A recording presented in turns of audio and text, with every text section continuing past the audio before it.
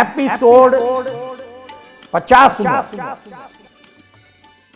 મોક્ષે જવાની જેની સચોટ ઈચ્છા છે તેને ગમે ત્યાંથી માર્ગ મળી આવે છે.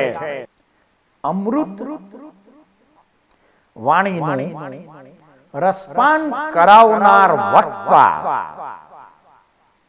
પરમ પૂજ્ય શ્રી 1008 અધ્યાત્મ યોગી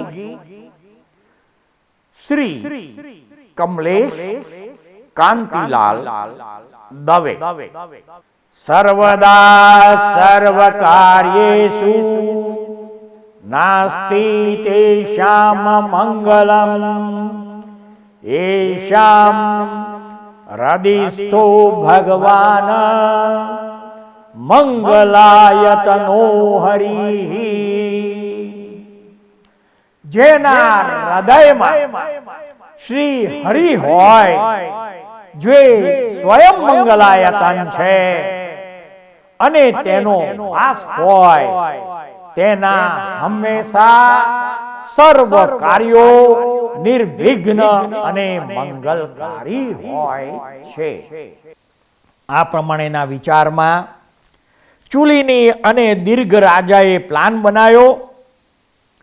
આવો ક્રૂર આશય ધનુમંત્રીના જાણવામાં આવતા તેણે દીર્ઘ રાજા પાસે આવી અંજલિ જોડીને વિનંતી કરી કે મારો પુત્ર વરધનુ કળા જાણનાર અને નીતિકુશળ છે.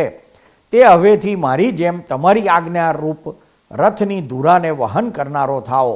હું વૃદ્ધ વૃષભની જેમ ગમનાગમન કરવાને હવે અશક્ત થઈ ગયો છું.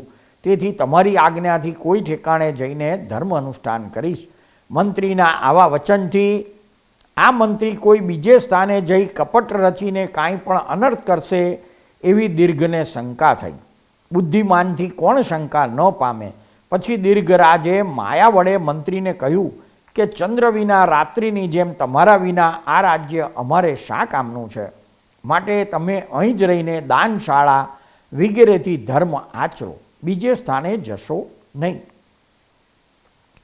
દીર્ઘના રાજાના આ પ્રમાણે કહેવાથી સદબુદ્ધિવાળા ધનુમંત્રીએ ગંગા નદીના તીર પર દાનશાળા હોય એવો પવિત્ર મંડપ બનાવ્યો અને પોતે ત્યાં રહીને ગંગા પ્રવાહની જેમ વટે માર્ગો અને અન્નપાન દેવાનો અવિચ્છિન્ન પ્રવાહ ચાલુ કર્યો.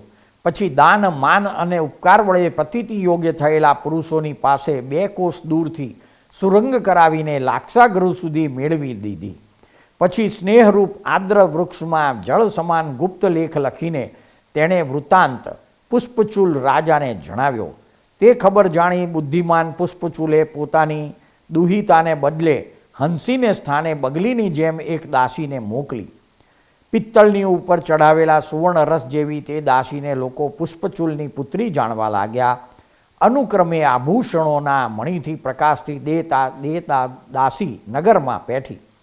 પછી ગીતોના ધ્વનિ અને વાજિંત્રોના નાદથી આકાશને પૂરી દેતી અને હર્ષ પામતી ચૂલીની દેવીએ તેને બ્રહ્મદત્ત સાથે પરણાવી. સાયંકાળે સર્વ લોકોને વિદાય કરી ચૂલનીએ તે વરવધૂને પેલા લાક્ષાગૃહમાં સુવા મોકલ્યા. બ્રહ્મદત્ત પણ બીજા પરિવારને વિદાય કરી વધુ અને પોતાની છાયા જેવા મંત્રીપુત્ર વરધનુ સહિત ત્યાં શયન કરવા ગયો. મંત્રી કુમારની સાથે વાર્તાલાપ કરતા બ્રહ્મદત્તને જાગ્રત સ્થિતિમાં જ અર્ધરાત્રિ નિર્ગમન થઈ. મહાત્માઓને ઘણી નિંદ્રા ક્યાંથી હોય. પછી ચૂલની દેવીએ આજ્ઞા કરેલા અને નમાવેલા મુખવાળા પુરુષોએ લાક્ષાગૃહને અગ્નિ લગાડ્યો અને પોતે પોકાર કરવા લાગ્યા. અગ્નિએ લાક્ષાગૃહને ચોતરફથી બાળવા લાગ્યું. તે વખતે ચૂલની અને દીર્ઘ રાજાના દુષ્કૃત્યની અપકીર્તિના પ્રસાર જેવા ધૂમ્રના સમૂહે ભૂમિ અને આકાશ પૂરી દીધું. જાણે અત્યંત શુદ્ધાતુર હોય તેમ સર્વનો ગ્રાસ કરવાને અગ્નિ 7 જીવવાવાળો છતાં જ્વાળાઓમાં સમૂહથી કોટી જીવવાળો થઈ ગયો. એમ બ્રહ્મદત્તે મંત્રીને પુત્રને પૂછ્યું એટલે તેણે સંક્ષેપથી ચૂલની દેવીનું દુષ્ટ ચેષ્ટિત કહી સંભળાવ્યું. પછી કહ્યું કે મૃત્યુના કરની જેમ આ સ્થાનમાંથી તમારું આકર્ષણ કરવાને મારા પિતાએ અહીં સુધી એક સુરંગ કરાવી છે, તે તેમની દાનશાળા સુધી જાય છે. તેથી અહીં પાણીનો પ્રહાર કરવા વડે તેને ખુલ્લી કરીને વિવર દ્વારમાં યોગીની જેમ તમે પ્રવેશ કરો. પછી વાજિંત્રના પુટની જેમ પાણીના પ્રહારથી પૃથ્વીનું પટ ભેદીને છિદ્રમાં દોરાની જેમ બ્રહ્મદત્ત મિત્રની સાથે સે સુરંગમાં ચાલ્યો. સુરંગને છેડે ધનુમંત્રીએ 2 અશ્વ તૈયાર રાખ્યા હતા. તેથી સુરંગની બહાર નીકળી રાજકુમાર અને મંત્રીકુમાર રેવંતની શોભાને અનુસરતા તે અશ્વો ઉપર આરૂઢ થયા અને અશ્વ પંચમ ધારાથી એક ગાઉની જેમ 50 યોજન સુધી એક શ્વાસે ચાલ્યા. જેથી ઊભા રહ્યા તે જ વખતે ઉચ્છ્વાસ લેતા જ તેઓ મૃત્યુ પામી ગયા. પછી તેઓ પોતાની રક્ષા કરવાને માટે પગે ચાલતા અનુક્રમે કોષ્ટક નામના ગામની પાસે મુશ્કેલીથી આવી પહોંચ્યા. ત્યાં બ્રહ્મદત્તે મંત્રી કુમારને કીધું, મિત્ર વર્ધનુ, અત્યારે પરસ્પર સ્પર્ધા કરતી હોય તેમ ક્ષુધા અને તૃષા મને અતિ પીડા કરે છે. એક ક્ષણ માત્ર રાહ જુઓ. એમ કહી મંત્રીપુત્રે ક્ષોર કરાવવાની ઈચ્છાએ ગામમાંથી એક નાપિતને બોલાવ્યો. મંત્રીપુત્રના વિચારથી બ્રહ્મદત્તે પણ તે નાપિતની પાસે તરત જ વમન કરાવ્યું અને માત્ર શિખા જ રાખી. પછી તેમણે પવિત્ર એવા કાસાય વસ્ત્ર ધારણ કર્યા, જેથી સંધ્યાથી ઢંકાયેલા સૂર્યની જેવો તે જણાવા લાગ્યો. પછી વર્ધનુએ આપેલું બ્રહ્મસૂત્ર તેણે કંઠમાં ધારણ કર્યું અને બ્રહ્મરાજાના પુત્ર બ્રહ્મદત્તે બરાબર બ્રાહ્મણનું સાદસ્ય પ્રાપ્ત કર્યું. બ્રહ્મદત્તના વૃક્ષ સ્થળમાં શ્રીવત્સનું લાંછન હતું. તેને મંત્રીપુત્રે વાદળાથી સૂર્યની જેમ વસ્ત્રને ઢાંકી દીધું. આ પ્રમાણે બ્રહ્મદત્તે સૂત્રધારની જેમ અને મંત્રીપુત્ર વર્ધનુએ વિદૂષકની જેમ બધો વેશ પરાવર્ત કર્યો. પછી પરવણીમાં સૂર્ય અને ચંદ્ર સાથે દેખાય તેમ તેઓ સાથે જ ગામમાં બેઠા. કોઈ ઉત્તમ બ્રાહ્મણે તેમને ભગવાન જાણીને નિમંત્રણ કર્યું અને તેણે રાજા જેવા ભક્તિથી ભોજન કરાવ્યું. પ્રાય તેજના પ્રમાણમાં જ સત્કાર થાય છે. પછી તે બ્રાહ્મણની સ્ત્રીએ કુમારના મસ્તક પર અક્ષત નાખીને 2 શ્વેત વસ્ત્ર અને એક અપ્સરા જેવી કન્યા આગળ ધરી. વર્ધનુ બોલ્યો, અરે મૂઢ, કસાઈ આગળ ગાયની જેમ આ પરાક્રમ કે કળામાં અજ્ઞાતજનના કંઠમાં આ કન્યાને શું જોઈને બાંધે છે? એટલે બ્રાહ્મણ બોલ્યો કે આ મારી ગુણવતી બંધુમતી નામે કન્યા છે. તેનો આ પુરુષ સિવાય બીજો કોઈ વર નથી. કારણ કે નિમિત્યાએ મને કહ્યું હતું કે આ કન્યાનો પતિ ષટખંડ પૃથ્વીનો પાલક થશે. તે નિશ્ચયથી આ જ પુરુષ છે.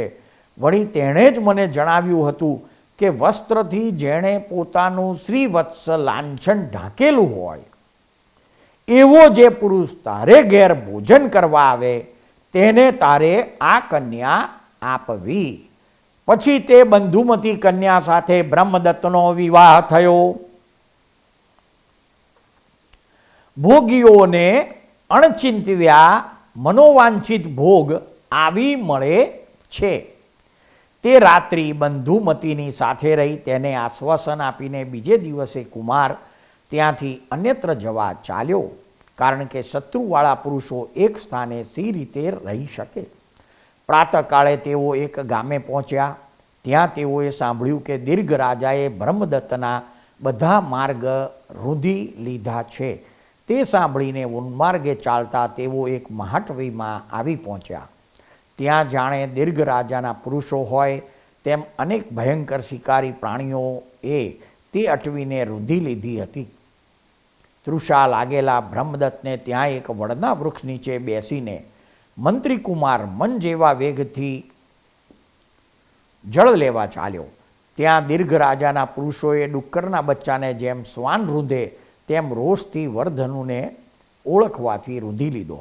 પછી પકડો પકડો, મારો મારો એમ ભયંકર શબ્દો બોલતા તેઓ તે વર્ધનુને પકડીને બાંધી દીધો અને સંજ્ઞાથી બ્રહ્મદત્તને જણાવી દીધું કે પલાયન કરો. તેથી તત્કાળ કુમારે ત્યાંથી પલાયન કર્યું. કેમ કે સમય આવે ત્યારે જ પરાક્રમ બતાવી શકાય છે. જેમ આશ્રમી પુરુષ એક આશ્રયથી બીજે આશ્રયે જાય તેમ બ્રહ્મદત્ત વેગથી તે અટવીમાંથી બીજી અટવીમાં જતો રહ્યો. ત્યાં વિરસ અને નીરસ ફળનો આહાર કરતા 2 દિવસ પસાર કર્યા. ત્રીજે દિવસે એક તાપસ તેમના જોવામાં આવ્યો. કુમારે પૂછ્યું, ભગવાન, તમારો આશ્રમ ક્યાં છે? એટલે તે તપસ્વીએ તેને પોતાના આશ્રમમાં લઈ ગયો. તાપસોને અતિથિ પ્રિય હોય છે, ત્યાં તેણે કુળપતિને દીઠા. એટલે પિતાની જેમ તેણે હર્ષથી તેને નમસ્કાર કર્યો. અજાણી વસ્તુમાં પણ અંતઃકરણ સત્ય કલ્પના કરે છે. કુળપતિએ તેને પૂછ્યું, હે વત્સ, તમારી આકૃતિ અત્યંત મધુર જણાય છે, તો મરુ દેશમાં કલ્પવૃક્ષ જેમ તમારું અહીં આગમન કેમ થયું છે? બ્રહ્મકુમારે તે મહાત્માનો વિશ્વાસ લાવીને પોતાનો સર્વ વૃત્તાંત કહી બતાવ્યો, કારણ કે પ્રાય તેવા પુરુષોની પાસે કંઈ પણ ગોપ્ય હોતું નથી. બ્રહ્મદત્તનો વૃત્તાંત સાંભળી કુળપતિ ખુશી થયા. તેણે હર્ષથી ગદગદ અક્ષરે કહ્યું કે વત્સ, એક આત્માના 2 રૂપો થયેલા હોય તેમ હું તમારા પિતાનો લઘુબંધુ છું, માટે હવે તમે તમારા ઘેર જ આવ્યા છો તેમ સમજી સુખેથી રહો. અમારા તપડે અમારા મનોરથની સાથે વૃદ્ધિ પામો. અને અનુક્રમે વર્ષાકાળ પ્રાપ્ત થયો. ત્યાં રહીને બળદેવ પાસેથી કૃષ્ણની જેમ તે સર્વશાસ્ત્ર શસ્ત્ર અસ્ત્ર વિદ્યા શીખ્યો. વર્ષા ઋતુ વીત્યા પછી બંધુ જેવી શરદ ઋતુ પ્રાપ્ત થઈ. એટલે તાપસો ફળાદિકને માટે વનમાં ગયા. તે વખતે કુળપતિએ અંદરથી વાળ્યો તો પણ બ્રહ્મદત્ત હાથીના બચ્ચાઓની સાથે જેમ નાનું બચ્ચું જાય તેમ તે તેઓની સાથે વનમાં જવા ચાલી નીકળ્યો. આમ તેમ ફરતા બ્રહ્મદત્તે કોઈ હાથીના મૂત્રવિષ્ટા જોયા. એટલે કુશાગ્રમતીવાળા તેણે જાણ્યું કે અહીં નજીકમાં જ કોઈ હસ્તી રહેલો હોવો જોઈએ. પછી તાપસોએ તેને ઘણો વાર્યો, તથાપિ તે હાથીને પગલે પગલે 5 યોજન સુધી ગયો. ત્યાં એક પર્વત જેવો હાથી તેના જોવામાં આવ્યો. એટલે મલ્લ જેમ મલ્લને બોલાવે તેમ નરહસ્તી કુમારે ગર્જના કરી તે ઉન્મત્ત હાથીને નિશંકપણે બોલાવ્યો. તેથી ક્રોધથી સર્વ અંગોને ઘુમાવતો, શૂંઢને સંકોચતો તે હસ્તી કુમાર ઉપર દોડી આવ્યો. તે નજીક આવ્યો એટલે કુમારે તેને બાળકની જેમ છેતરવાને માટે વચમાં પોતાનું ઉત્તરીય વસ્ત્ર નાખ્યું. જાણે આકાશમાંથી વાદળાનો ખંડ પડ્યો હોય તેમ તે પડતા વસ્ત્રને ક્રોધી ગજેન્દ્રએ દંતશૂળથી પ્રહાર કરવા માંડ્યા. પછી વાદી જેમ સર્પને ખેલાવે તેમ રાજકુમારે અનેક પ્રકારની ચેષ્ટાથી એ આધીને ખેલવ્યો. તે સમયે જાણે બ્રહ્મદત્તનો મિત્ર હોય તેમ અટવીમાં અંધકાર સહિત વરસાદે આવીને જળની ધારાઓથી તે હાથીને ઉપદ્રવ કરવા માંડ્યો. તેથી તે તત્કાળ ગજેન્દ્ર વીરસ શબ્દ કરી મૃગની જેમ નાસી ગયો. બ્રહ્મદત્ત કુમાર આખો દિવસ દિગ્મૂઢ થઈને તેની પાછળ ભમતો ભમતો એક નદીમાં પડ્યો. પરંતુ જાણે મૂર્તિમાન આપત્તિ હોય તેવી નદીને કુમાર સહજમાં ઉતરી ગયો. તેના તીર ઉપર એક પુરાણું ઉજ્જડ થયેલું નગર તેના જોવામાં આવ્યું. તેમાં પ્રવેશ કરતા કુમારે એક વંશજાલિકા જોઈ. તેમાં ઉત્પાતના કેતુ અને ચંદ્ર હોય તેવા એક ખડગ અને મ્યાન તેના જોવામાં આવ્યા. શસ્ત્રના કૌતુકી કુમારે તે બંને વાના લઈને ખડગ વડે કંદલીની જેમ તે વંશજાલિકાને છેદી નાખી.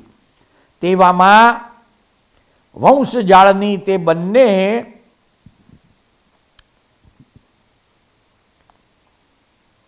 વંશજાળની અંદર જેના ઓષ્ઠદળ ફરકે છે એવું એક મસ્તક સ્થળ કમળની જેમ છેદાઈને પૃથ્વી પર પડેલું તેના જોવામાં આવ્યું.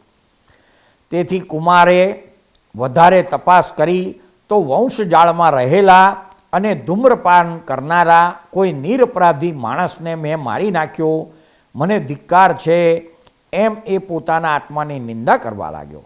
ત્યાંથી આગળ ચાલતા કુમારે દેવલોકમાંથી પૃથ્વી ઉપર ઉતરેલું નંદન વન હોય એવું રમણીક ઉદ્યાન જોયું.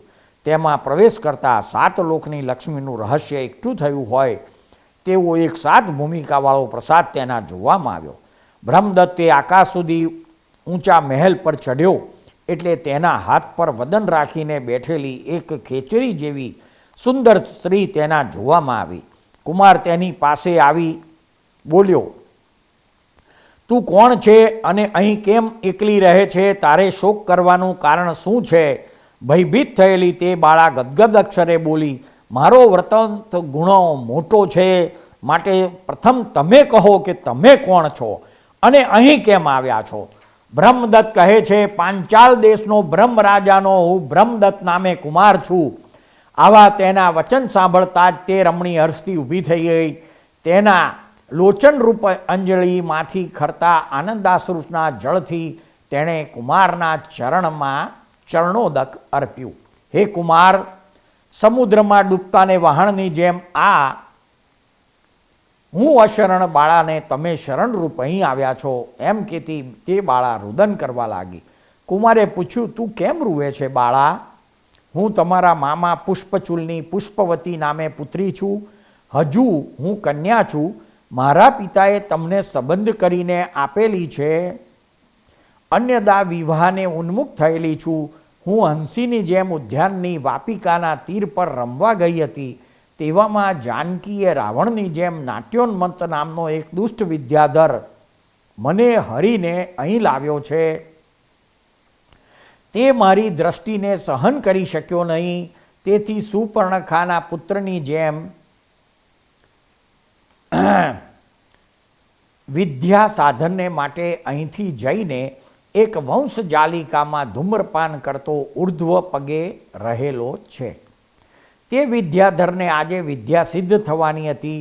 વિદ્યા સિદ્ધ થયા પછી શક્તિમાન થયેલો તે મને પરણવા પ્રયત્ન કરશે.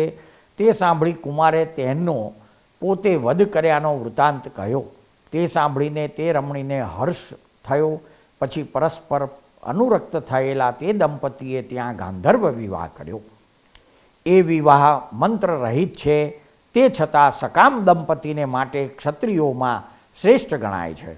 પછી વિચિત્ર વાર્તાલાપ વડે તેની સાથે ક્રીડા કરતા બ્રહ્મદત્તે તે ત્રિયામ એક રાત્રિ પસાર કરી. પ્રાતઃકાળે આકાશમાં મૃગલીઓની જેવા ખેચર સ્ત્રીઓના શબ્દ બ્રહ્મદત્તના સાંભળવામાં આવ્યા. એટલે બ્રહ્મદત્તે પુષ્પવતીને પૂછ્યું. પુષ્પવતી સંભ્રમ વડે બોલી, હે પ્રિય, તમારા શત્રુ નાટ્યોન્મત્ત વિદ્યાધરને ખંડા અને વિશાખા નામે બે બહેનો છે. તે વિદ્યાધર કુમારિકાઓના આ શબ્દ છે. તેઓ પોતાના ભાઈને માટે વિવાહની સામગ્રી હાથમાં લઈને અહીં આવે છે. પરંતુ મનુષ્યે ચિંતવેલા કાર્યને દેવ અન્યથા કરી દે છે. હે સ્વામીન, હમણાં તમે ક્ષણવાર દૂર ખસી જાઓ, એટલે હું તમારા ગુણનું કીર્તન કરીને તેમનો તમારી ઉપરનો રાગ વિરાગનો ભાવ જાણી લઉં. જો તેમને તમારા પર રાગ થશે તો હું તમને રાતી ધ્વજા બતાવીશ, અને વિરાગ થશે તો સ્વેજ ધ્વજા બતાવીશ. જો સ્વેજ ધ્વજા બતાવું તો તમારે બીજી તરફ ચાલ્યા જવું, અને રાતી ધ્વજા બતાવું તો અહીં આવું. બ્રહ્મદત્ત બોલ્યો, હે ભીરુ, તમે બીવો નહીં. હું બ્રહ્મ રાજાનો કુમાર છું. તેથી તે સ્ત્રીઓ તોષ કે રોષ પામવાથી મને શું કરી શકવાની છે? પુષ્પવતી બોલી, હું તે વિદ્યાધરીને માટે કહેતી નથી, પણ તેમના સંબંધી ખેચરો તમારી સાથે વિરોધ કરે નહીં તે માટે કહું છું. પછી બ્રહ્મદત્ત તેણીના ચિત્તની અનુવૃત્તિથી એક બાજુ છુપાઈ ગયો. થોડીક વારમાં પુષ્પવતીએ શ્વેત ધ્વજા ચલાવી. એટલે કુમાર તે જોઈને પ્રિયાનો તેવો આગ્રહ હોવાથી હળવે હળવે તે પ્રદેશમાંથી બીજે ચાલ્યો ગયો. નહીં તો તેવા નરોને ભય હોતો નથી. ત્યાંથી આગળ ચાલતા ચાલતા આકાશની જેવા દુર્ગહ અરણ્યનું ઉલ્લંઘન કરીને સાયંકાળે થાકેલો તે સમુદ્રની જેવા એક મહાન સરોવરની પાસે આવ્યો. પછી માનસરોવરમાં ઐરાવતની જેમ બ્રહ્મદત્તે પ્રવેશ કરી સ્વચ્છંદે સ્નાન કરીને તેના અમૃત જેવા જળનું પાન કર્યું. તેમાંથી નીકળી ભ્રમરીના શબ્દ વડે જેમ કરોળિયા આવે તેમ તેના સ્નાનોચિત એવા ઉત્તર તીર ઉપર તે આવ્યો. ત્યાં વૃક્ષલતાના કુંજમાં સાક્ષાત વનની અધિદેવતા હોય એવી સુંદરી પુષ્પ વીણતી તેના જોવામાં આવી. તેને જોઈને કુમાર વિચારવા લાગ્યો કે જન્મથી માંડીને રૂપ રચવાનો અભ્યાસ કરતાં કરતાં પ્રાંતે બ્રહ્માને આવું રૂપ રચવાનું કૌશલ્ય પ્રાપ્ત થયું હશે એમ જણાય છે. કુમારામ વિચાર કરે છે તેવામાં દાસીની સાથે બોલતી અને ડોલરના પુષ્પ જેવા કટાક્ષ વડે જાણે કુમારના કંઠમાં માળા નાખતી હોય તેમ તેમ તે કન્યા કુમારને જોતી જોતી બીજી તરફ ચાલી. તેને જોતો જોતો કુમાર પણ બીજી તરફ ચાલ્યો. તેવામાં વસ્ત્ર આભૂષણ અને તાંબુલને લઈને એક દાસી કુમાર પાસે આવી. તેણે કુમારને વસ્ત્રાદિક આપીને કહ્યું, ભદ્ર, અહીં જે સુંદર કન્યા તમારા જોવામાં આવી છે તેણીએ સર્વાર્થ સિદ્ધના કોલની જેમ આ સર્વ વસ્ત્રાદિક તમારે માટે મોકલાવ્યા છે અને તેણે મને આજ્ઞા કરી છે કે એ કુમારના પિતાના મંત્રીને ઘેર લઈ જાય, કારણ કે તે સર્વ યોગ્યતા જાણે છે. પછી બ્રહ્મદત્ત દાસીની સાથે નાગદેવ મંત્રીને ઘેર ગયો. તેના સદ્ગુણોથી આકર્ષાયો હોય તેમ મંત્રી તેને જોઈ સામો ઊભો થયો. એટલે મંત્રી રાજ શ્રીકાંતા રાજપુત્રીએ આ મહાભાગને મોકલ્યા છે આવો સંદેશો કહીને દાસી ચાલી ગઈ. મંત્રીએ સ્વામીની જેમ ઉપાસન કરેલા બ્રહ્મદત્તની ક્ષણની જેમ રાત્રિ નિર્ગમન થઈ ગઈ. રાત્રિ નિર્ગમન થયા પછી મંત્રી જેને રાજકુળમાં લઈ ગયા, રાજાએ બાળ સૂર્યની જેમ તેની અર્ધ્યાદિકથી પૂજા કરી. પછી વંશકુળાદિક પૂછ્યા વગર રાજાએ કુમારને પોતાની પુત્રી આપી. ચતુર્જનો સર્વ વૃત્તાંત આકૃતિ ઉપરથી જ જાણી લે છે. પાણી ગ્રહણ સમયે તેના હાથને પોતાનો હાથથી દબાવતો કુમાર જાણે સર્વ બાજુથી અનુરાગને સંક્રમિત કરતો હોય તે કુમારીને પરણ્યો. એક વખતે બ્રહ્મદત્તે એકાંતમાં ક્રીડા કરતા તે રાજકુમારીને પૂછ્યું કે મારું કુળ જાણ્યા વગર તમારા પિતાએ તમને મારી સાથે કેમ પરણાવી? શ્રીકાંતા બોલી, હે સ્વામીન, વસંતપુર નગરમાં સબરસેન નામે રાજા હતો. મારા પિતા તેના પુત્ર છે. મારા પિતામહના મૃત્યુ પછી રાજ્ય ઉપર મારા પિતા આવ્યા, પરંતુ કુરગોત્રીઓએ તેમને ઘણા હેરાન કર્યા. તેથી તે બળવાહન લઈ આ પલ્લીમાં આશ્રય કરીને રહ્યા છે.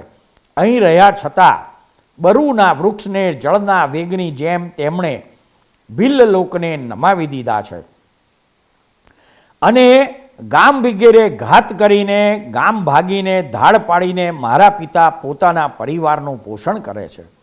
4 ઉપાયોને અંતે જેમ લક્ષ્મી પ્રાપ્ત થાય છે તેમ 4 પુત્રો થયા પછી હું તેમને અતિ વહાલી પુત્રી થઈ છું. યૌવનવંતી થઈને પિતાએ મને કહ્યું છે, જે સર્વ રાજાઓ તારી અપેક્ષા કરે છે તેઓને તારે દ્રષ્ટિએ જોવા અને તેમાંથી જે તને યોગ્ય લાગે તેને તારા મને ખબર આપવા.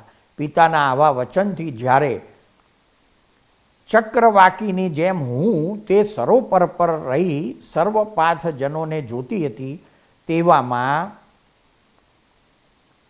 તમે અહીં આવી ચઢ્યા અને મારું પાણી ગ્રહણ કરીને મને કૃતાર્થ કરી. સૃષ્ટિના અદ્ભુત રહસ્યો નામાભિધાનથી અલંકૃત થયેલી ધારાવાહિક કથા ના આ એપિસોડને શાંતિથી ધીરજપૂર્વક સાંભળનાર પ્રત્યેક શ્રોતાનો તથા આ એપિસોડ નિહાળનાર પ્રત્યેક દર્શકોનો અમો સાચા અંતસ્કરણપૂર્વક ખૂબ ખૂબ આભાર માનીએ છીએ. જય સચ્ચિદાનંદ.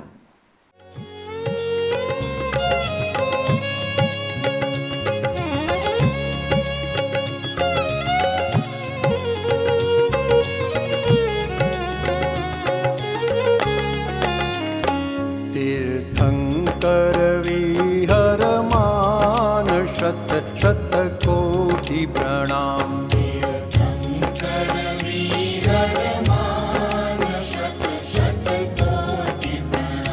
जय कुल्ला केवल ज्ञान.